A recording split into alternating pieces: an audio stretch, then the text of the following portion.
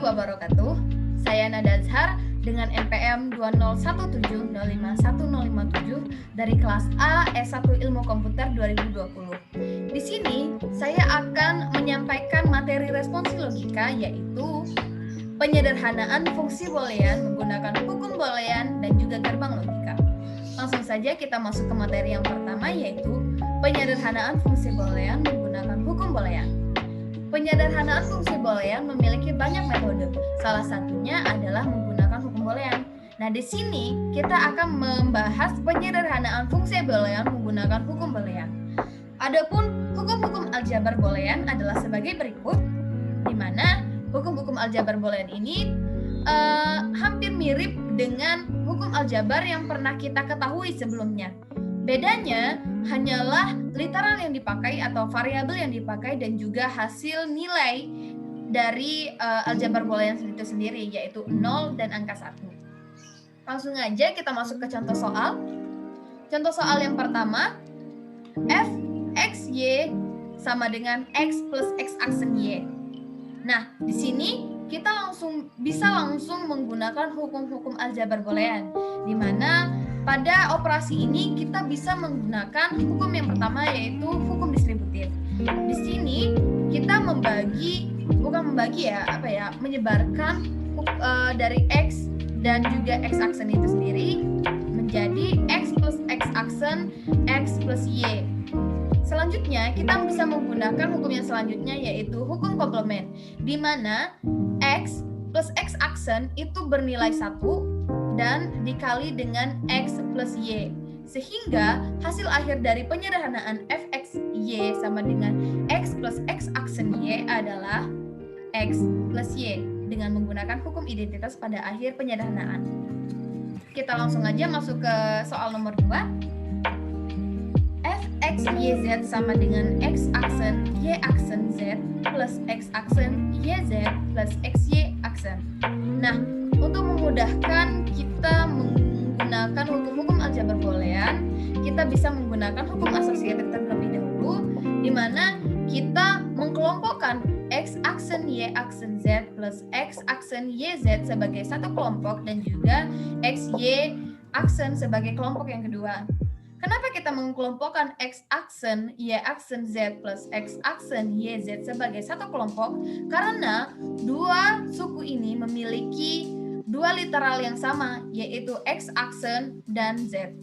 X aksen z, x aksen z. Jadi kita mengkelompokkannya menjadi satu suku.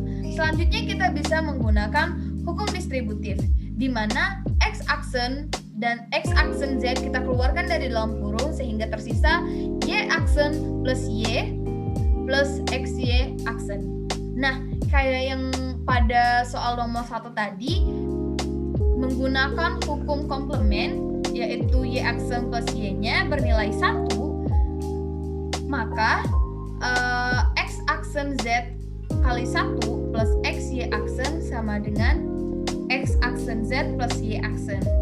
Jadi, hasil penyederhanaan dari fx yz sama dengan x aksen y aksen z plus x aksen yz plus xy aksen adalah x aksen z plus xy aksen. Selanjutnya kita masuk ke materi yang kedua, yaitu gerbang logika. Dalam gerbang logika terdapat 3 gerbang logika dasar, yaitu gerbang AND, gerbang OR, dan juga gerbang NOT atau inverter. Gerbang AND ini mewakilkan operasi logika dengan operasi dan atau kali, di mana gerbang AND ini memiliki gambar seperti berikut, di mana ia memiliki garis lurus pada belakang, garis lurus pada bawah dan atas, dan juga garis melengkung pada depannya. Selanjutnya gerbang OR, yaitu memiliki gambar yang garis melengkung pada bagian belakang dan juga garis melengkung yang agak runcing pada bagian depan sebelum outputnya. Nah, selanjutnya ada juga gerbang NOT atau inverter, di mana gerbang digambarkan seperti gambar segitiga yang memiliki bulatan kecil di sini. Nah, Dalam gerbang logika ada dua unsur yang dapat kita lihat di sini, yaitu ada input dan juga output. Input di sini adalah literal yang akan kita masukkan dalam sebuah gerbang, dan output adalah hasil atau keluaran dari input yang telah melalui suatu gerbang. Adapun gerbang turunan di sini yang bisa kita lihat, gerbang NAND itu adalah gerbang not AND, yang mana artinya tidak dan. Ya, di sini bisa kita lihat di sini memiliki gerbang AND dan juga lingkaran kecil dari inverter. Selanjutnya gerbang NOR, not OR, di mana memiliki gerbang OR dan juga lingkaran kecil dari gerbang inverter. Selanjutnya gerbang XOR atau exclusive OR dan juga gerbang XNOR, exclusive not OR. Kita langsung aja masuk ke soal yang pertama. Contohnya yaitu nyatakan fungsi f(x, y, z) sama dengan xy plus x aksen y ke dalam rangkaian logika. Nah, cara yang pertama kita bisa lihat di sini, teman-teman bisa lihat dia memiliki dua inputan yaitu x dan y, karena di sini nih hanya memiliki dua literal yaitu x dan y. Yang pertama yaitu suku yang pertama xy. Kita bisa aja langsung menggunakan gerbang N di sini, XY masuk melalui gerbang N, lalu outputnya adalah X kali Y, lalu suku yang kedua yaitu X aksen Y.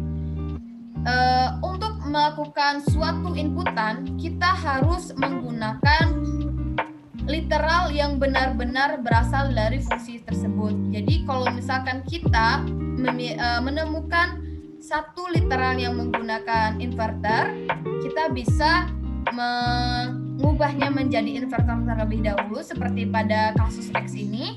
X diinverterkan menjadi X aksen, lalu baru di N-kan dengan Y menjadi X aksen Y. X, Y, dan X aksen Y akan melalui gerbang OR di sini, sehingga hasil akhir yang dapat kita lihat di sini yaitu XY plus X aksen Y. Di sini teman-teman bisa lihat pada cara yang pertama kita menggunakan inputan tiap-tiap satu-satu literal. Nah, di sini teman-teman bisa lihat cara yang kedua yaitu di mana kita hanya menuliskan dua literal, dan untuk suku yang selanjutnya kita bisa menarik garis dari titik literal yang ingin kita selesaikan seperti X di sini. X di sini kita tarik titik untuk suku yang kedua, lalu melalui gerbang inverter menjadi X aksen, juga Y kita tarik untuk menyelesaikan suku kedua, dan terus ke sini bergabung dengan X aksen tadi dan di gerbang N menjadi X aksen Y, dan seterusnya seperti cara pertama tadi. Cara ketiga hampir sama dengan cara yang kedua ini, bedanya hanya penulisan inputannya saja. Di sini X, di sini Y pada suku pertama, dan ini X dan Y pada suku kedua.